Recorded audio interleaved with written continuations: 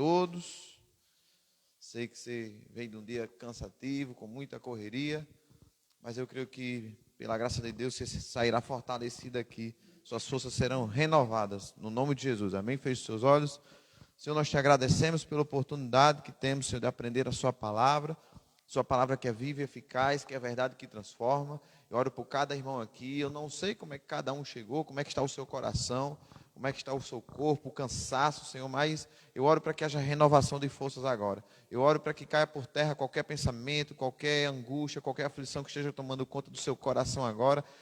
Caia por terra para que o teu coração esteja completamente disponível para receber a palavra, a divina semente. Que nós sejamos esvaziados agora, por inteiro, para sermos cheios da verdade que transforma, cheio da poderosa palavra de Deus. É isso que eu creio, é isso que eu declaro sobre a minha vida, sobre a tua vida, no nome de Jesus, amém. Glória a Deus. Está achando um pouco escuro, irmãos, ou é só impressão minha? Tá bom assim, tá bom? Qualquer coisa, já estou com a impressão que está escurecendo um pouco mais cedo esses dias, né? Irmãos, bem, como eu havia anunciado anteriormente, primeiro eu quero pedir desculpa porque eu fui tentar imprimir as folhas e não consegui porque tem que baixar um aplicativo nesse computador para fazer a impressão. Mas, porém, todavia, eu posso enviar o arquivo para cada um de vocês, colocar no grupo, enfim, vocês terão acesso para olhar com calma depois e se aprofundar um pouco mais e tirar possíveis dúvidas futuras, amém? Nós vamos falar sobre o batismo no Espírito Santo, às vezes é um tema um pouco controverso, nós não temos como esgotar todo o tema hoje, é apenas uma horinha, mas o meu desejo é que você já tenha um panorama, já tire algumas dúvidas, já saiba como fluir, se você já é batizado no Espírito, e se não, já tenha o interesse para começar a fluir nessa manifestação, nesse dom.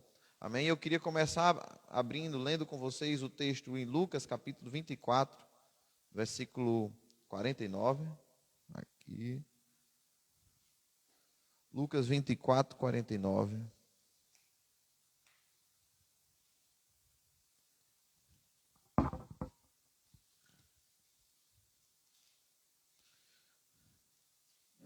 Sempre lembrando que eu estou sempre pertinho de vocês, então às vezes tem alguma dúvida, alguma coisa que não fica esclarecido na aula, vocês têm meu WhatsApp, alguns moram bem pertinho de mim, eu sou pastor, vou tomar um café, ou eu vou ter o maior prazer de esclarecer um café, um bolo, uma Coca-Cola, isso é só a consequência, amém? Mas o propósito não é isso, olha, a irmã falou, mas Lucas capítulo 24, versículo 49,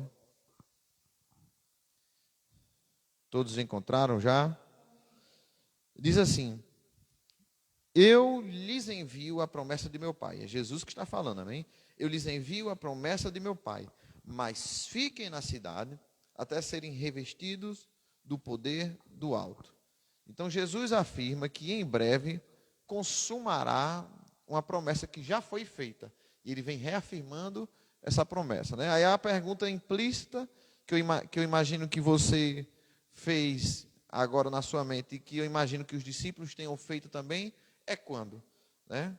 Jesus, olha, eu envio sobre vocês a promessa do meu Pai. Eu imagino que os discípulos ficaram com aqueles olhos assim, como quem diz, quando, né? Que promessa? Quando? E aí Jesus já no mesmo texto ele já responde quando. Ele diz assim: fiquem. A gente vai ler dois textos que eu acredito que relatam a mesma situação e nós vamos ter a clareza que promessa é essa e quando será cumprida. Veja comigo. Eu lhes envio a promessa do meu Pai, mas fiquem na cidade até serem revestidos de poder do alto. Então, uma coisa que nós já observamos nesse texto aqui é que essa promessa tem a ver com revestimento de poder. Revestimento de poder que vem do alto para nossas vidas. O que é ser revestido? Nós sabemos bem no inverno o que é ser revestido. É que quando a gente coloca uma roupa dessa e ela não é suficiente. E aí nós precisamos de um revestimento. Algo a mais que nos faça suportar, que nos faça vencer o frio. Então esse revestimento de poder vem do céu para nós como uma capacidade a mais, uma força a mais, poder a mais de Deus para que nós possamos resistir, vencer as dificuldades, vencer as tentações, vencer a carne, vencer as artimanhas do diabo. Então revestimento. Os irmãos já tinham poder e agora eles seriam revestidos de poder. Amém? O texto que eu me referi aos irmãos, que eu acredito que, e vai ficar bem claro que se refere à mesma situação, inclusive foi escrito pelo mesmo autor, que é Lucas, está lá em Atos, no capítulo 1.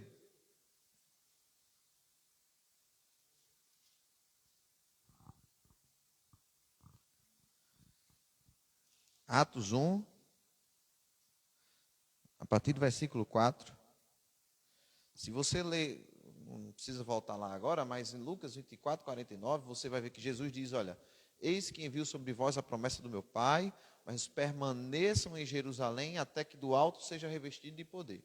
E a palavra diz que depois ele subiu aos céus. Quem escreveu foi Lucas. E agora Lucas também, que é o escritor de Atos, ele está escrevendo aqui no versículo 4, diz assim: certa ocasião, parênteses, que eu acredito que seja a mesma ocasião que ele escreveu lá em Lucas, tá bem? Ele diz assim: enquanto comia com eles, deu-lhes essa ordem: não saiam de Jerusalém, mas esperem pela promessa do meu Pai, da qual lhes falei. Fica claro, né, que é a mesma ocasião. E ele continua dizendo: pois João batizou com água, mas dentro de poucos dias vocês serão batizados com o Espírito Santo. Então Jesus já traz as respostas, porque eu imagino que os discípulos ficaram com aquela cara de ansiedade. Quando Jesus disse: esperem que eu envio a vocês a promessa do meu Pai. Aí que promessa? Aí ele responde aqui: João batizou com água, mas dentro de poucos dias vocês serão batizados no Espírito. Então ele já responde qual é a promessa e quando acontecerá. Dentro de poucos dias. E o que era necessário? Eles permaneçam nesse lugar, permaneçam juntos, permaneçam na cidade. E ele continua dizendo, no versículo... Não, mas não é... Vocês serão batizados com o Espírito. Aí no versículo 8, aqui. Mas receberão poder quando o Espírito Santo descer sobre vocês. E serão minhas testemunhas em Jerusalém, em toda a Judéia e Samaria e até os confins da terra. Versículo 8. Mais uma vez ele fala sobre poder. Ele falou em Lucas, né? Recebereis, sereis revestidos, permaneçam na cidade até que do alto sejam revestidos de poder. E agora ele diz, vocês vão receber poder. Poder para quê? Para ser minhas testemunhas. Nós não recebemos, Deus não desperdiça nada. Deus não investe em algo que vai dar errado. Amém, meus irmãos? Então, se Deus disponibiliza seu poder, seu revestimento de poder para nós, para os irmãos, é com o propósito de fazer algo, de realizar algo, de ser algo. Não é para ser desperdiçado. Então ele diz, olha, vocês, no 8, né? Vocês receberão poder quando o Espírito Santo descer sobre vocês. E serão minhas testemunhas em Jerusalém, em toda a Judéia e Samaria e até os confins da terra. Esses irmãos precisavam mesmo de poder. Porque, de realmente de um revestimento de poder. Porque o trabalho seria árduo. A missão deles não era fácil. O Jesus não estaria mais fisicamente ali com ele, apesar de ele dizer que deixaria o Espírito Santo, o Consolador. Ele diz, olha, eu vou para o Pai, mas eu não vou deixar vocês sozinhos, eu não vou deixar vocês nessa batalha aí sem nada, eu vou deixar um Consolador e outro, eu também vou deixar poder para realizar a obra, para capacidade para fazer. É por isso que o próprio Jesus diz, olha, que vocês farão mesmas obras e obras maiores farão. Não por simplesmente mérito próprio, mas por causa do poder que vem do alto para fazer. O mesmo poder que estava em Jesus, ele está disponibilizando. Olha, vocês vão receber poder para serem minhas testemunhas em Jerusalém, em Judéia, né, em Samaria, até os confins da terra. Aí algumas pessoas podem dizer, mas pastor, esse poder recebemos, esse poder que ele diz, quando descer sobre nós o Espírito Santo, recebemos quando nascemos de novo, quando o Espírito Santo vem viver em nós. Mas, na verdade, isso já tinha acontecido. Porque se você ler em João, no capítulo 21, está até aqui perto, 20, 21, está aqui pertinho.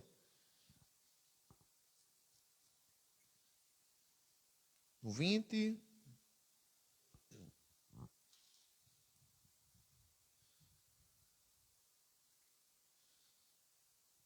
Antes desse evento de Jesus prometer, relembrar a eles, vamos dizer assim, a promessa do Pai, Jesus apareceu a eles antes, uma primeira vez, que foi na ocasião em que Tomé não estava, né? Que os discípulos pensaram que era um fantasma, isso é uma alma, é um fantasma, e Jesus toca aqui, né? E aí Tomé não estava, e quando Tomé chega, os discípulos dizem, olha, quem esteve aqui foi o mestre. Adivinha quem esteve aqui, Tomé? Não. Aí os discípulos, sim. Tomé, não. Foi. Foi o homem, esteve aqui. E aí Tomé disse, não dá. Aí vocês estão delirando, é o nervosismo, é porque o choque da perda. Aí daqui a pouco o Tomé está terminando de falar, chega lá o homem. Toca aqui, Tomé. E ele diz, bem-aventurado aqueles que não viram e creram. Mas aconteceu algo interessante aqui no nosso contexto, no nosso estudo, no versículo 21, diz assim, capítulo 20, versículo 21. Capítulo 20, 20, 21. Novamente Jesus disse, Pai seja com vocês. Assim como o Pai me enviou, eu os envio. E com isso soprou sobre eles e disse, recebam o Espírito Santo. Se perdoarem os pecados de alguém, estarão perdoados. E se não perdoarem, não estarão perdoados. Então, muitas vezes, algumas denominações, elas querem dizer que o batismo no Espírito Santo e o nascer de novo, ter o Espírito Santo dentro de si, é a mesma coisa. Mas, na verdade, não. Porque nós vemos que Jesus aqui diz, recebam o Espírito Santo. Né? Ou seja, um novo nascimento. Ninguém tem o Espírito Santo dentro até Jesus morrer, ressuscitar e aparecer aqui para eles. Até os irmãos do Antigo Testamento, o Espírito estava sobre reis, profetas e sacerdotes, não eram de todos. O Espírito vinha sobre Sansão. E quando ele vinha sobre Sansão, aí Sansão fazia aquelas proezas. O Espírito vinha sobre um profeta e trazia a revelação. O Espírito não habitava constantemente dentro. Mas a partir desse momento, sim. Só que depois, a palavra diz que Jesus passa cerca de 40 dias com os irmãos, e as suas últimas instruções, vocês sabem que as últimas instruções costumam ser as mais importantes. Minha mãe, quando eu saía para os eventos da igreja, quando era numa praia, numa piscina, ela já tinha falado várias vezes. Mas quando eu estava saindo assim com o irmão, ela disse, olha, João, não esqueça de escovar o dente, não esqueça do medicamento, do remédio, não vá para o fundo. Olha, cuidado com as brincadeiras, não fique longe do grupo. As últimas recomendações costumam ser as mais importantes. E Jesus, já no finalzinho, quando ele está para voltar para o céu, aí ele diz, olha, permaneçam aqui, vocês estão reunidos, continuem mais um pouquinho aqui, porque dentro de poucos dias vocês serão revestidos. E ele usa o termo em Atos, ele diz, João batizou no Jordão. Como era com água, né? Como era o batismo de João? A pessoa chegava no Rio Jordão e João mergulhava, imergia a pessoa e aquela pessoa, como é que a gente sabe disso? Porque a palavra diz que Jesus, quando a palavra diz que ele entrou no rio e depois que saindo das águas, se não precisasse mergulhar, ele chegava só na beira do rio e fazia assim, né?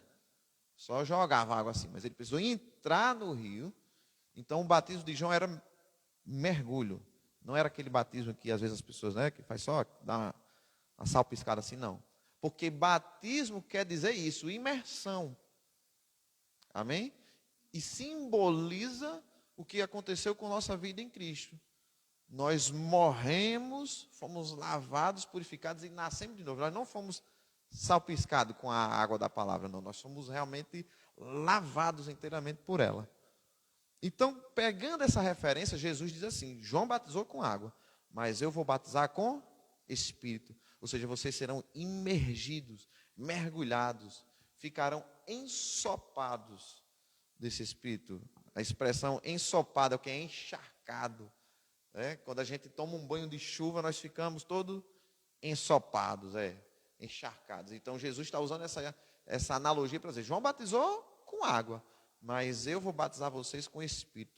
Vocês serão imergidos nesse Espírito, vocês serão ensopados, ou seja, é a abundância de poder, abundância de disponibilidade desse Espírito para vocês. Até aqui, está claro, mais ou menos?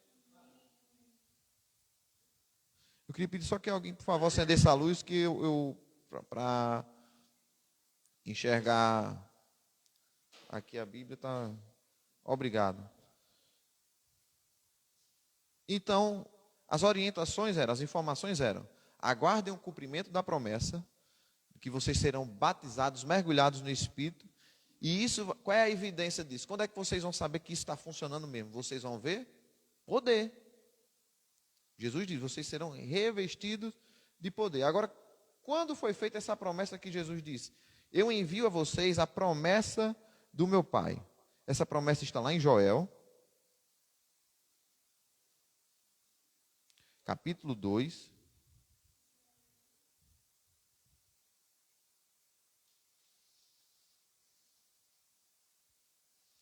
Joel 2.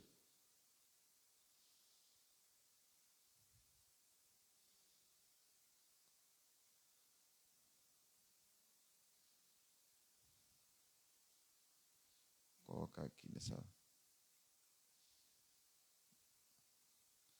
No meio de corrigida. Acho que é um texto muito conhecido.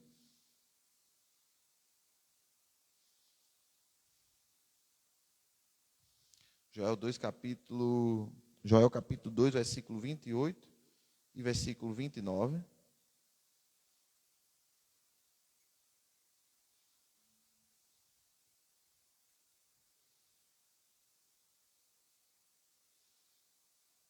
Travou, foi tudo aqui agora.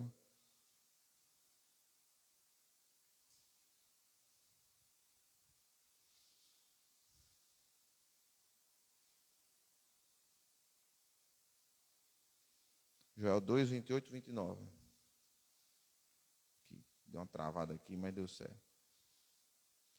Depois disso, derramarei do meu espírito sobre todas as pessoas. Algumas pessoas, todas as pessoas. Os seus filhos e as suas filhas profetizarão. Os velhos terão sonhos e os jovens terão visão. Até sobre os servos e as servas derramarei do meu espírito naqueles dias. Então, eu quero parar por aqui. Vamos observar algumas coisas importantes dessa promessa que Jesus diz: que eu envio a vocês a promessa do meu Pai. Vocês devem estar perguntando, mas como é que sabe que a promessa é essa? Nós vamos ler o texto que confirma isso.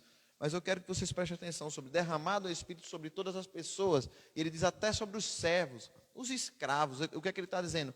Indistintamente, ou seja, para qualquer pessoa, para qualquer classe social, para qualquer nível não é por tempo de igreja, não é porque esse é mais velho, porque esse é novo, porque se lê muito a Bíblia, porque se dá um glória a Deus alto. Não é por causa disso. Eu derramarei sobre toda a carne. Isso quer dizer que está disponível a todos. Amém? Aí ele vai dando alguns sinais, algumas evidências. Filhos e filhas profetizarão, velhos, e aqui ele vem falando também da faixa etária, né?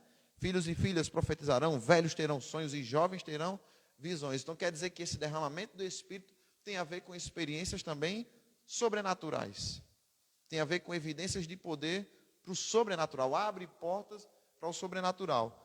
Como é que eu sei que a tal promessa é essa? Porque Deus fez muitas promessas. Como é que aqui Jesus está se referindo? É essa. Porque quando nós lemos em Atos, no capítulo 2, a inauguração desse tempo, vamos dizer assim,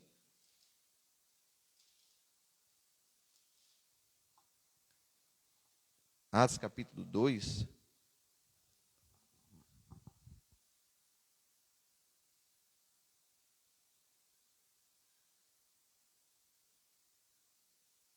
nós vamos ler do 1 ao 4 agora, primeiro.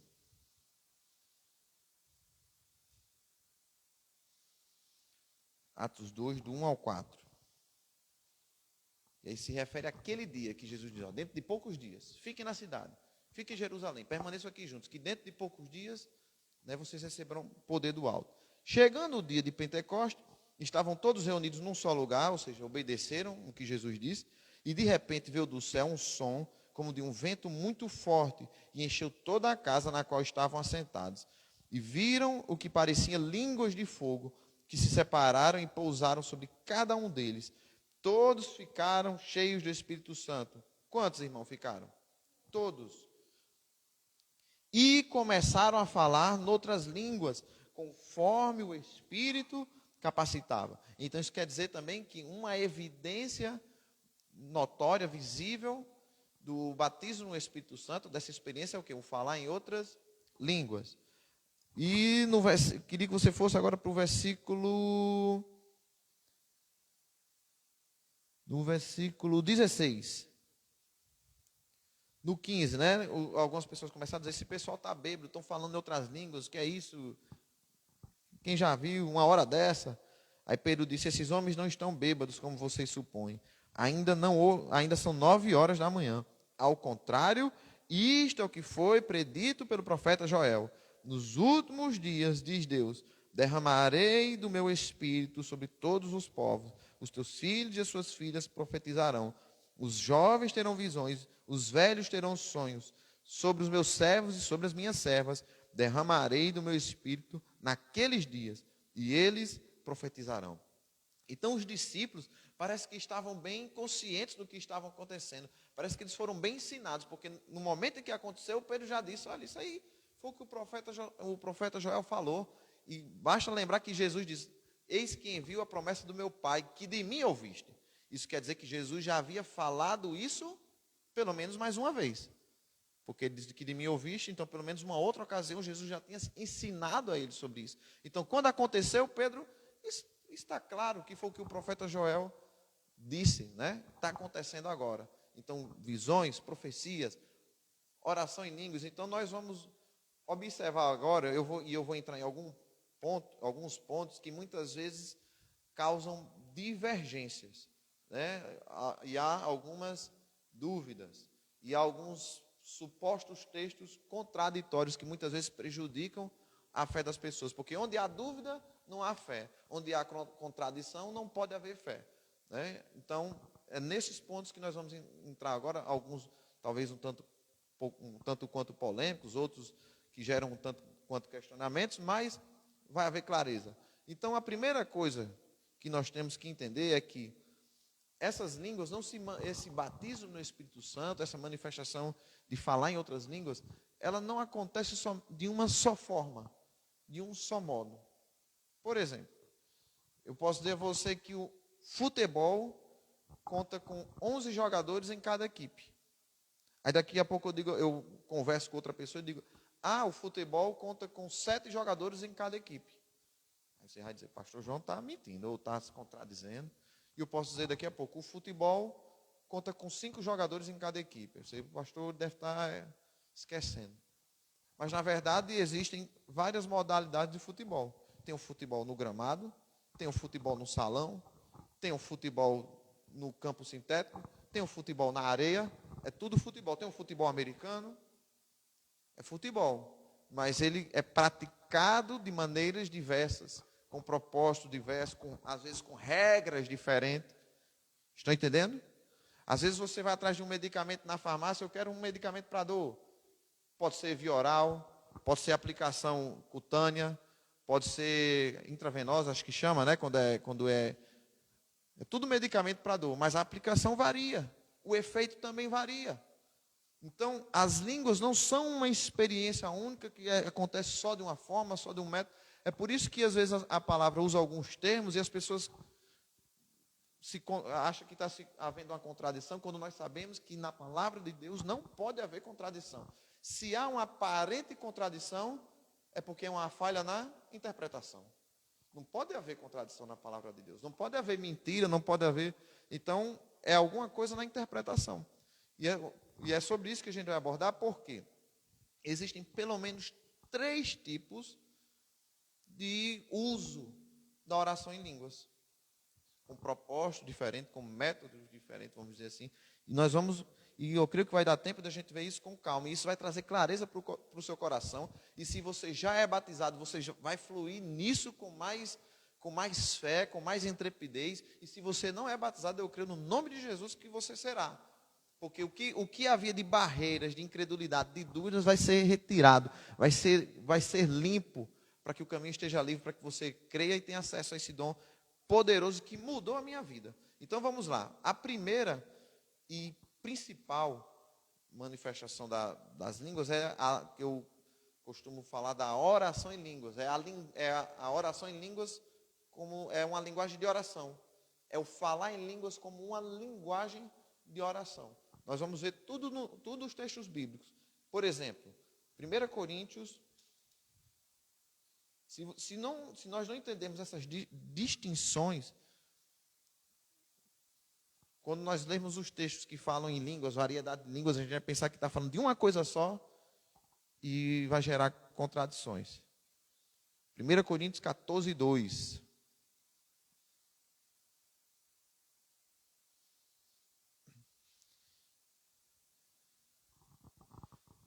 Línguas como linguagem de oração. 1 Coríntios 14, 2 diz assim: pois quem fala em uma língua não fala aos homens, mas a Deus. De fato, ninguém o entende. Em espírito fala mistérios. Começar a orar em outras línguas aqui. Você não entende nada. Quem fala em outra língua não fala a homem, fala a Deus. É por isso que você não me vê falando em línguas enquanto estou pregando, ou enquanto estou ministrando com o microfone, porque isso você não entende, nem eu entendo. Então, não traz edificação.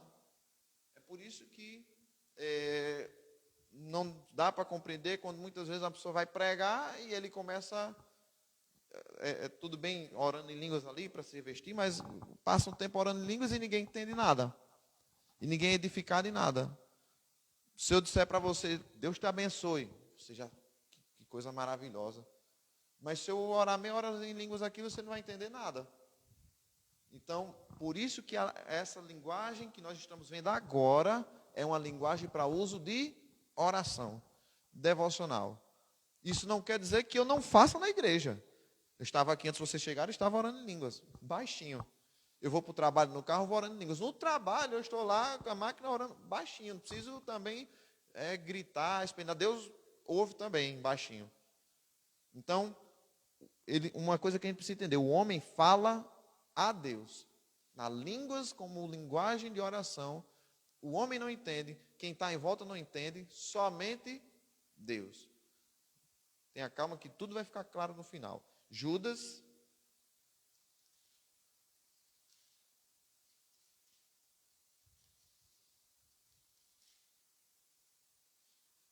capítulo 1, versículo 20. Aí o camarada vai cantar uma música, aí canta em línguas. Não edifica ninguém. Até louvores que eu vou escutar, eu só escuto louvores de outro idioma se eu entender, se eu souber o que é que está cantando. Porque se não souber, não me edifica em nada. Então, Judas 1:20. Edifiquem-se, porém, amados, na santíssima fé que vocês têm, orando no Espírito Santo. Ou seja, a oração em línguas, o que é que ela provoca? Edificação na fé. O que é edificar? É construir algo. Eu vou construindo pedra por pedra, tijolo por tijolo, ali material que é preciso por material, ali eu vou edificando algo sobre um fundamento. Então ele diz aqui, edifique-se na santíssima fé. O que quer dizer santíssima fé? A fé pura, a fé genuína, a fé no que é correto. Porque existem várias fés, em coisas distintas. Fé em coisas diferentes do que é puro, do que é santo. Pessoas que muitas vezes são até cristãos, mas creem em algo que não é a verdade. E o que é que ele está dizendo? Que a oração em línguas me faz que eu construa algo, que eu me edifique na fé pura, verdadeira. O que é que quer dizer? Que eu vou conseguir detectar aquilo que não é puro, aquilo que não é verdadeiro, aquilo que é fé falsa em meu coração. Quando eu estiver em um lugar que alguém fala algo de Deus, que aparentemente é correto, mas não é, eu vou perceber no Espírito que aquilo não é de Deus. Isso não é de Deus. Porque eu estou sendo edificado numa fé santa e pura. Quando eu estou edificado no que é santo e puro, tudo aquilo que não é santo e puro vai ser facilmente detectado. Vamos usar uma analogia que esse pano é santo e puro. Se eu coloco, porque o que está aqui é branco, mas não é nada, mas o pano aqui é branco, é santo e puro. E se eu coloco outro pano de outra cor perto dele, ele é facilmente detectável. Agora, se eu coloco vários panos numa mesma cor, às vezes eu não consigo saber qual é qual, porque é tudo de uma mesma essência, de uma mesma natureza. Mas os panos de cores diferentes facilmente se distinguem. Então, quando eu me edifico no que é santo e puro, o que não é santo e puro é facilmente detectado. É por isso que nós não nos surpreendemos ao ver tantos cristãos praticando pecado deliberadamente, porque não percebem que não é santo e puro, porque não estão edificados na santíssima fé. Então, para eles tudo é normal. Tudo é normal, ouvir tudo é normal, falar tudo é normal. Eu cheguei na feira de Águia uma vez, comecei a conversar com o irmão falou uns 50 palavrão. Aí, depois que terminou, eu disse, não, eu sou o pastor ali. Ele disse, paz do Senhor, meu irmão. Paz do Senhor. Depois que chamou tudo. Ou seja, alguém que está edificado na santíssima fé, ele vai detectar que aquilo não é santo, nem tampouco puro. E ele não vai mais cair. Irmãos, eu caía recorrente em pecados. Eu fui batizado no Espírito quando eu tinha 14, 15 anos. Então tinha coisas que eu sabia que não era certo e não conseguia vencer. Não tinha firmeza para, ter ousadia como um jovem, para viver a palavra, para viver a verdade, para se opor contra o pecado. Algumas por falta de conhecimento e outras porque não encontrava forças em mim mesmo para aquilo. Quando eu fui batizado no Espírito, irmãos, isso mudou completamente.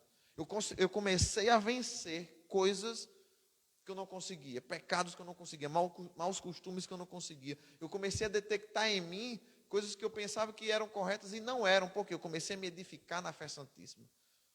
E eu comecei a me esquivar, eu percebia claramente que coisas que eu costumava fazer, que achava que não era errado, eram, porque eu estava me edificando no que era santo e puro, então tudo que não era santo e puro era facilmente detectado. Aquilo me trouxe firmeza, força para crescer na fé, para avançar, para viver uma vida que agrada a Deus. Amém? Por meio da prática constante da oração em línguas. Como a gente tem outras coisas para ver, vamos lá para Romanos capítulo 8. Então, um dos benefícios é edificar na fé santíssima. Romanos 8 também.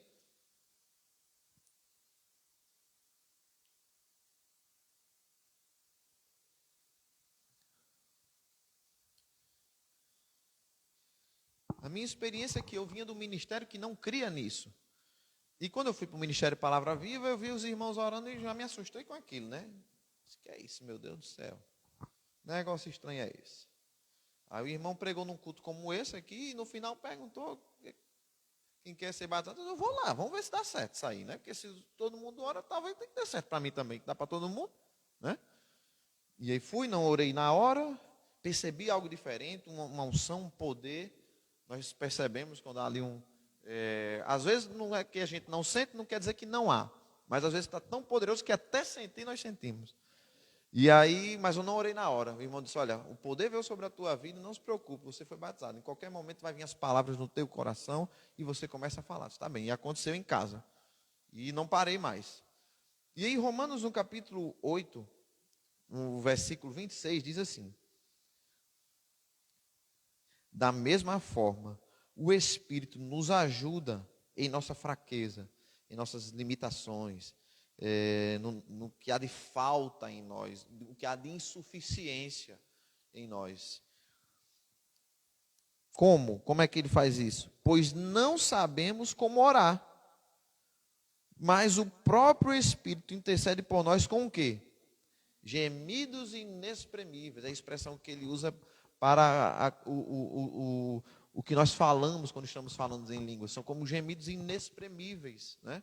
Ou seja, não tem como descrever no nosso dialeto, no nosso idioma. E aquele que sonda os corações conhece a intenção do Espírito. O que é que são dos corações? Deus. E ele conhece a intenção do Espírito. Porque o Espírito intercede pelos santos de acordo com a vontade de Deus. O que é que isso quer dizer, irmãos? Na nossa limitação, na nossa insuficiência, nós muitas vezes nem sequer sabemos como orar ou pelo que orar. Porque há coisas que precisam de uma oração, talvez na tua vida, na minha vida, para o mês que vem. Mas eu não sei pelo quê. Porque eu não sei, não conheço amanhã. Quando nós oramos em línguas, o Espírito que sabe todas as coisas, ele já está orando sobre aquilo do próximo mês, do próximo ano. Ele já está preparando um caminho de oração para você. Ele já está orando por um parente seu que você não sabe que às vezes está precisando.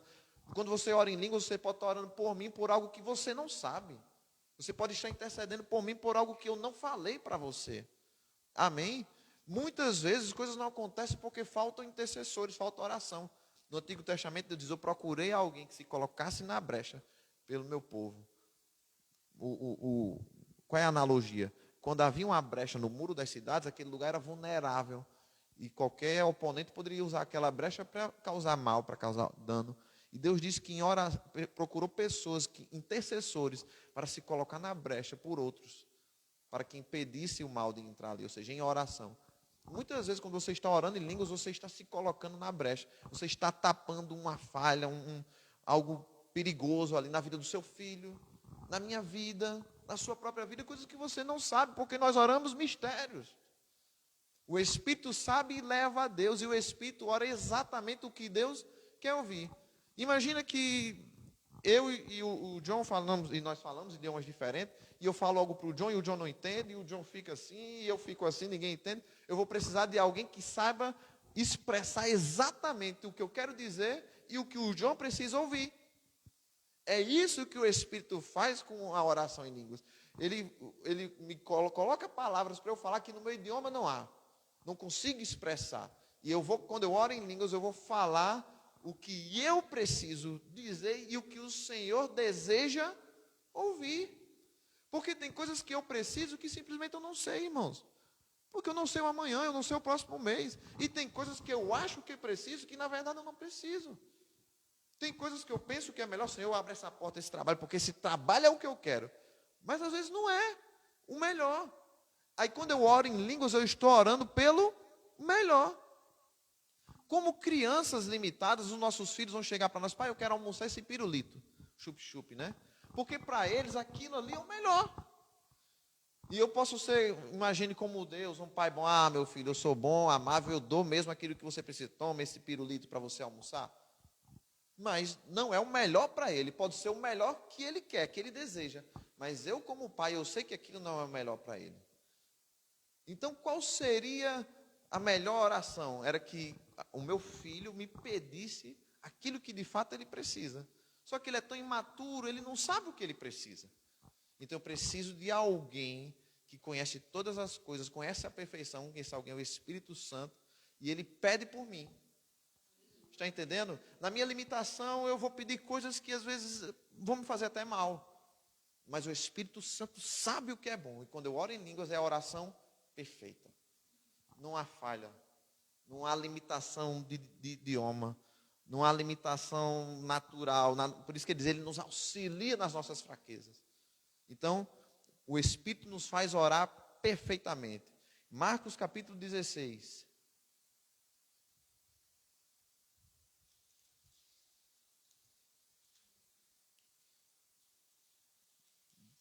Marcos 16, versículo 17.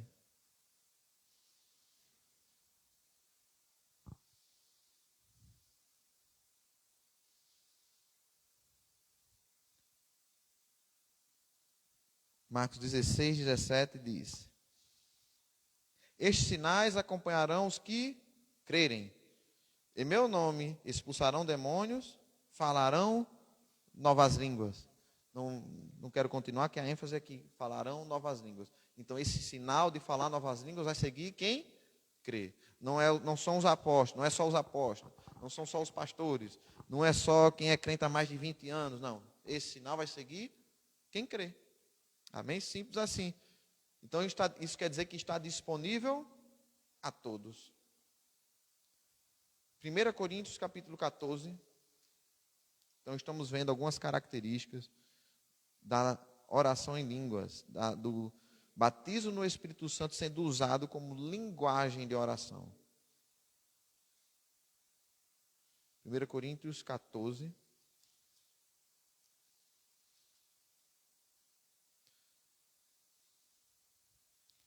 No versículo 19.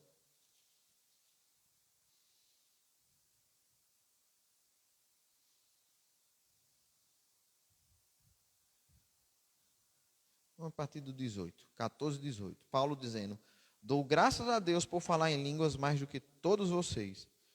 Todavia, na igreja, prefiro falar 5 palavras compreensíveis para instruir os outros, a falar 10.000 palavras em línguas. Ou seja, para o público, as línguas como linguagem de oração são ineficazes. Como eu disse, se eu chegar aqui e passar meia hora falando em línguas, você vai entrar, vai sair, pronto, você pode sentir alguma coisa, eu posso estar orando, intercedendo por você, um culto de oração, mas da palavra, conhecimento da palavra, você não obteve nada. Você não foi edificado com a palavra. É por isso que Paulo está dizendo: eu prefiro na igreja falar 5 palavras em idioma conhecido do que em línguas. Na igreja, ele está dizendo. Aí você vai para o versículo 28. Ele diz assim: se não houver intérprete, fique calado na igreja, falando consigo mesmo e com Deus. Isso não quer dizer que você não pode orar em línguas na igreja, mas consigo mesmo e Deus. No seu lugar você está orando baixinho ali, orando em outras línguas, orando ao Senhor, se edificando. Não faz sentido pegar o microfone e cantar ali. Às vezes eu posso até dizer: vamos, irmão, vamos começar a orar em outras línguas aí para estimular você, a orar aqui com você. Mas isso não pode ser, um culto não pode ser só disso. Tem que ter a palavra de Deus, tem que ter compreensão. Amém? Então isso é principalmente para a nossa edificação pessoal. Que fique claro, né? Então, uma coisa que a gente precisa entender também é que as línguas estranhas são controláveis.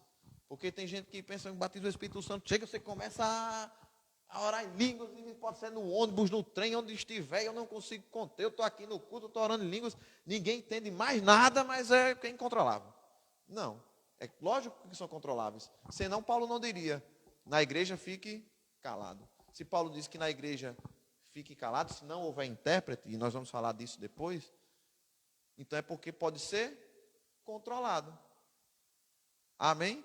Não é descontrolável. Você vai, se você continuar a ler o capítulo 14, você vai ver que o espírito do profeta, está se referindo a quem está operando nesse dom, é sujeito ao profeta. Ou seja, o espírito não chega incontrolavelmente e faz você. Não.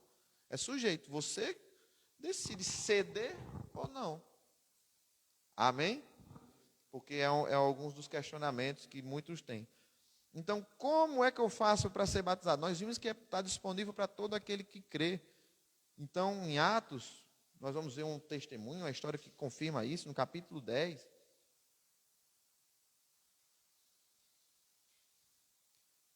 No versículo 44 e 46, um texto conhecido, relata a história de Cornélio. Eu estou em Coríntios aqui, os irmãos já chegaram antes de mim.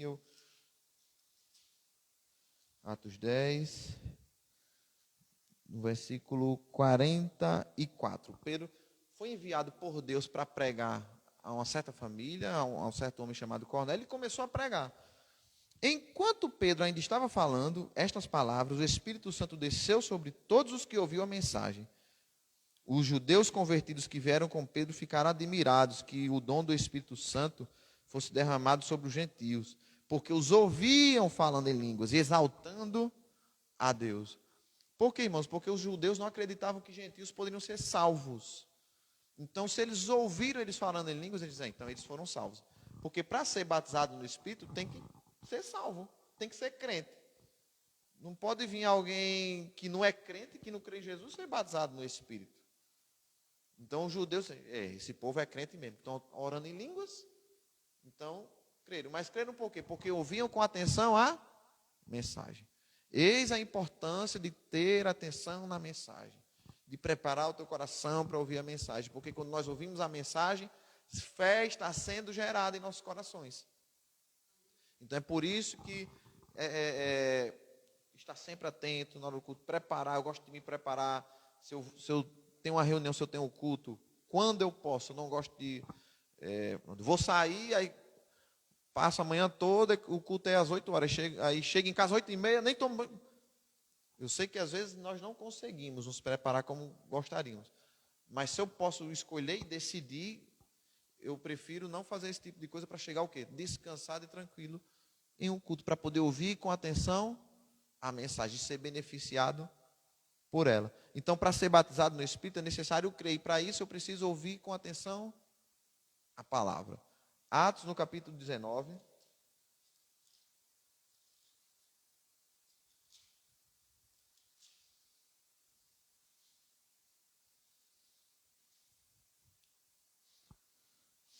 No versículo 2,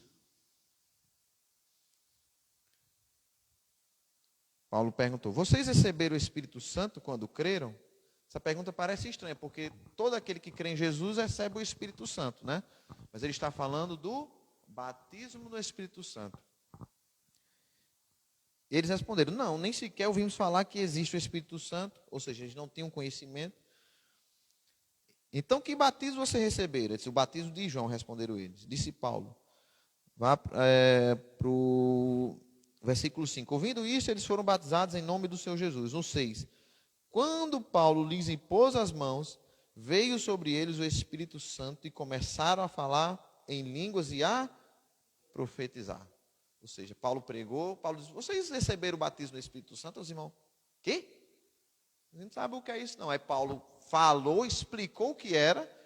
Eles devem ter prestado atenção. Quando Paulo terminou, impôs as mãos, e eles começaram a falar em outras línguas e a profetizar. Lembra dos sinais de Joel? Que ele diz: terão sonhos, terão visão, profetizarão. Então eles começaram a falar em outras línguas e a profetizar. Aí eu queria que você voltasse agora para o capítulo 8, mas foi por meio do quê? Da imposição de mãos. Foi quando eu recebi o batismo no Espírito Santo. Muitas pessoas estão crendo na mensagem, estão ouvindo, crendo na mensagem. Daqui a pouco estão orando em línguas, estão em casa, estão orando, ouvindo louvor. São batizados. E alguns, como eu, estão num culto, num momento como esse, uma palavra, recebem a imposição de mãos, são batizados no Espírito Santo também. Atos capítulo 8, no versículo 14.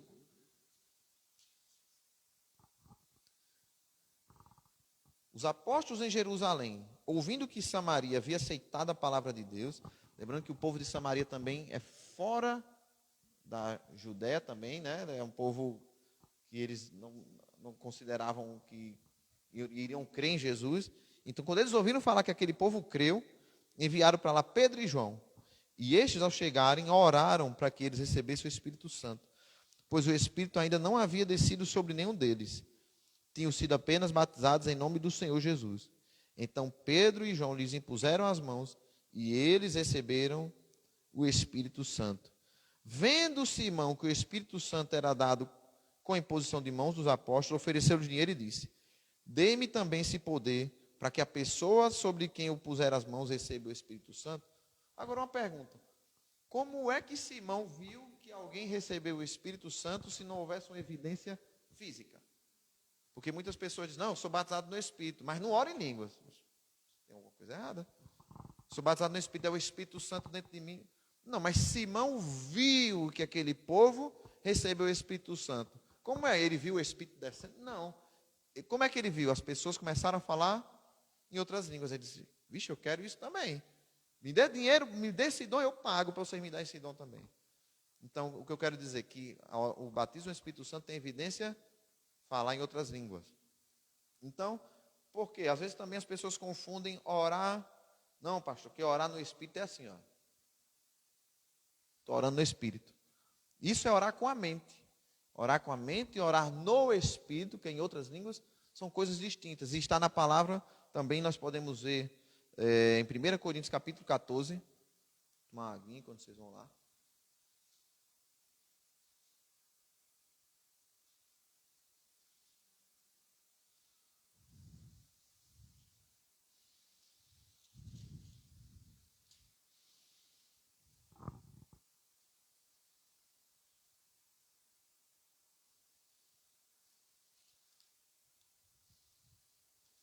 Versículo 15.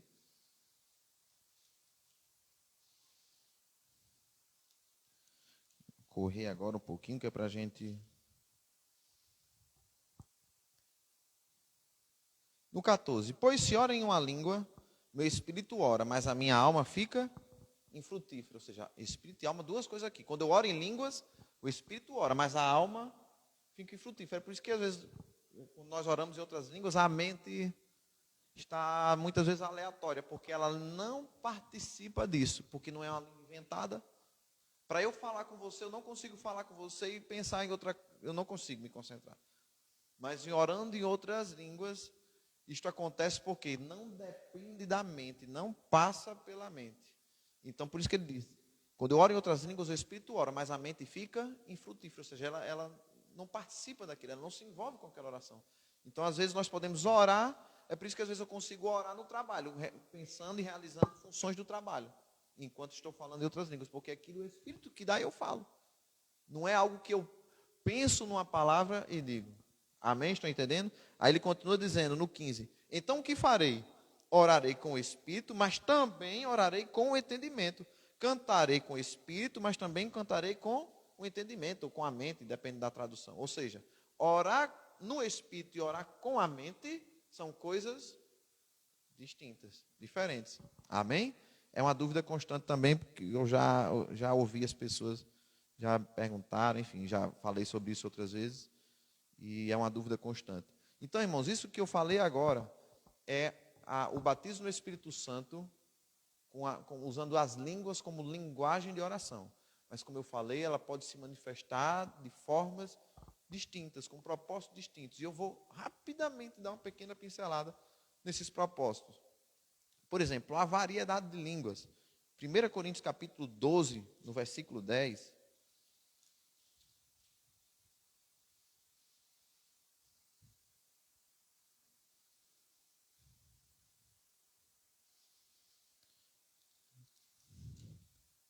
Coríntios 12, 10, diz: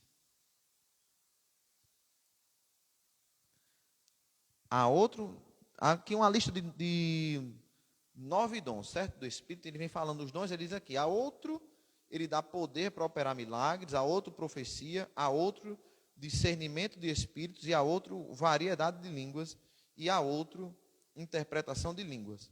Todas essas coisas, porém, são realizadas pelo mesmo e único Espírito, e ele as distribuiu individualmente a cada um como quer. Aí aqui já há uma distinção na variedade de línguas. Não é para todos. Por quê? O Espírito dá... Aqui tem 9 dons, a gente não leu todos. E ele está dizendo que esses dons o Espírito distribui para cada um como quer. Então, não necessariamente, se você ler o contexto, ele vai perguntar, é todo mundo pé? É todo mundo mão? E se a mão disser, não preciso do olho? Se você ler o contexto, ele vai falando sobre isso. Quer dizer que num corpo existem vários dons, várias funções. Variedade de línguas aqui é diferente das línguas na oração. É um outro dom, nós vamos ver outro texto aqui, que é usado. Esse sim pode ser usado no ministério, na igreja, publicamente, porque ele vai ser usado junto com esse outro dom. Variedade de línguas e ainda o outro, a interpretação das línguas. Vamos lá para o versículo 30. Aí as pessoas pegam esse texto, esse 30, e diz assim, olha, todos têm dom de curar? A resposta implícita é não. Falamos todos em línguas? Todos interpretam? A resposta implícita é não. Aí as pessoas dizem, como é que Paulo está aqui dizendo que não fala, nem todo mundo fala em línguas, e no outro texto já diz que todos falam em línguas? Lembra aquilo do futebol? Lembra do remédio? É remédio para dor. Mas um remédio para dor, a injeção não vou colocar aqui. Se é intravenoso, eu não vou colocar na boca. Tem que ser via o comprimido ou o líquido, via oral. A aplicação vai mudando de acordo com o contexto. Então, a variedade de línguas, ela não é para todos. E ela já não é usada somente no ambiente de oração, mas pode ser usada no culto. Por exemplo, já aconteceu algumas vezes aqui. Estou orando em línguas aqui, o louvor está acontecendo, e eu disse, vamos lá, vamos adorando. Aí eu começo a orar comigo mesmo, a orar em outras línguas. E aquilo, eu começo a receber uma mensagem de Deus para a igreja, para alguém. E eu começo a interpretar a língua. Interpretação de língua não é assim. De que eu estou dizendo que não é traduzindo a língua. Eu posso orar 10 minutos e vir uma frase, por exemplo. É quando eu começo a orar e eu começo a perceber uma profecia, uma mensagem para alguém. Amém? Que eu não poderia saber. que eu não poderia saber a seu respeito, por exemplo. Então, às vezes Deus não me diz que é o seu respeito, mas diz que é uma palavra para alguém. Então eu começo a orar e recebo uma palavra. Uma vez eu estava orando de madrugada lá em casa, não necessariamente que eu gosto, é porque às vezes eu acordo de madrugada e vou orar. Mas eu gosto de dormir, mas nesse dia eu acordei de madrugada e fui orar. E aí eu estava orando em línguas e veio uma mensagem profética e me veio para quem? Para a pessoa, às vezes vem só a mensagem. Se eu estou no culto, às vezes vem só a mensagem. Mas se eu estou sozinho em casa e vem uma mensagem, eu preciso saber para quem é, que se não tem ninguém lá, assim, ninguém específico, estava só eu orando, e veio uma mensagem que era para um colega meu, um amigo do Brasil, e eu fui, mandei uma mensagem para ele no WhatsApp, era na madrugada, eu chamei ele de profeta. Profeta, eu tenho uma mensagem aqui, julga aí, veja aí no seu coração e tal, você se perguntando isso, dizendo isso, você em oração se questionando isso, e veja se isso encaixa com o que você tem no coração. Aí no outro dia ele respondeu, é isso mesmo, profeta. A gente chama de profeta, brincando. E ele disse, é isso mesmo, é verdade mesmo, eu tenho passado por isso, eu perguntei isso, exatamente isso mesmo. Glória a Deus pela sua palavra, ou seja, variedade de línguas. Recebi uma mensagem que não foi para minha edificação pessoal, foi para edificação de alguém. Se é para edificação de alguém, aí sim eu posso usar na igreja, desde que haja interpretação. Amém? Vamos ver mais textos que vão dar um tempinho ainda. Então, 1 Coríntios 14, do 1 ao 5, a gente vai ver essa variedade de línguas. Então, tem algumas características diferentes. Se a oração, a linguagem de oração, não edifica ninguém, só a mim mesmo, a variedade de línguas, sim, já edifica. Porque se eu oro em línguas e interpreto para você, aí você vai saber, opa, foi Deus que falou, porque isso ninguém sabia. Porque eu estou passando por isso mesmo, porque eu estou sentindo isso mesmo. Amém? Aí te edifica. Então, 1 Coríntios 14, do 1 ao 5, diz, sigam o caminho do amor e busque com dedicação os dons espirituais, principalmente o dom da profecia. Pois quem fala em língua, não fala aos homens, mas fala a Deus. De fato, ninguém entende, em espírito fala mistérios. Mas quem profetiza, o faz para edificação, encorajamento e consolação dos homens. Aí diz assim, quem fala em língua a si mesmo se edifica, mas quem profetiza edifica a igreja. Gostaria que todos vocês falassem línguas, mas prefiro que profetizem, porque quem profetiza é maior do que aquele que fala em línguas, a não ser que as interprete, para que a igreja seja edificada. Resumindo, o que é que Paulo está dizendo aqui? Ele está dizendo assim, irmãos, se você fala em outras línguas, ninguém é edificado. Mas se você profetiza, as pessoas são edificadas. Ele diz, é por isso que eu prefiro que na igreja você profetize do que ore em línguas. Quem profetiza é maior. Não está dizendo que o dom é maior, mas está dizendo que no que diz respeito ao alcance, a edificação, sim, a profecia vai alcançar mais pessoas. A oração em línguas vai alcançar só eu, só a mim. Aí Paulo está dizendo, eu prefiro que alguém profetize do que ore em línguas. A não ser que ore em línguas e interprete. Então, oração em línguas com interpretação é igual a profecia. É como se profecia fosse 100 euros e oração em línguas e interpretação fossem 50. E aí, entenda que eu não estou falando de valor, eu estou falando de proporção, que se junta um com o outro é igual a profecia. Então, se eu estou orando em línguas, recebo uma palavra, interpreto, tenho uma interpretação, o que é que acontece? Uma profecia. Não quer dizer necessariamente que eu sou profeta, mas naquele momento eu fui usado para profetizar. Você pode ser, em algum momento, estar orando em línguas e perceber uma mensagem. E agora chegamos a 8h30, eu vou contar só um testemunho. Eu tinha mais pouquinho coisa para dizer, mas um dia o pastor Alexandre estava pregando no culto e começou a orar em outras línguas. Pode ficar em pé, que é para a gente já saber que está terminando mesmo, o corpo já... E o pastor orou em línguas, e eu sei que quando ele ora em línguas em público, eu sei que vai vir interpretação, né? E eu recebi a mensagem, recebi a interpretação. E o pastor normalmente interpreta quando ele ora publicamente, mas ele diz, olha, alguém recebeu a interpretação aqui, fale para a igreja. Ai, Jesus, se não for aquela vergonha, timidez, eu lá no meio da igreja lotado, eu só ali, eu recebi, Senhor, mas não vou dizer. Ele diz, Diga, o senhor está me dizendo, pastor, né, que alguém recebeu a mensagem. Diga, vem aqui, compartilhe com a igreja. E eu lá, não sou eu, não. Mas aí ele foi e disse, e o senhor está dizendo isso e aquilo mesmo. Mas, de um certo modo, foi bom, porque foi exatamente a mensagem que eu tinha no meu coração. Eu disse, isso é de Deus mesmo. Eu disse, vou começar a ser mais ousado. Nunca mais eu vou deixar de liberar uma palavra. Porque pode mudar a vida de alguém, pode transformar a vida de alguém, e eu guardei para mim. Amém? Sei que não há hipótese de tudo ser esclarecido, mas eu estou disponível para ajudá-los naquilo que precisar. Amém, meus irmãos? Vamos orar? Senhor, nós te agradecemos por essa mensagem que foi ministrada aos nossos corações, pelo teu Espírito, porque Ele é o Mestre, é Ele que traz luz aos nossos corações. Senhor, que essa mensagem não seja um mero conhecimento, mas que isso gere edificação, fortalecimento, crescimento, para nos abençoar e para que através de nossas vidas outras pessoas sejam abençoadas. Senhor, que o Senhor conduza, o meu desejo é que o Senhor conduza meus irmãos em paz, guardados para suas casas, que eles possam desfrutar de uma noite de descanso maravilhosa, revigorados para um dia de amanhã. E mesmo que hajam lutas, que hajam adversidades, eles estarão preparados para vencer, para avançar, para crescer diante de qualquer circunstância. Obrigado, Senhor. Nós te louvamos, te agradecemos. No nome de Jesus. Amém. Glória a Deus.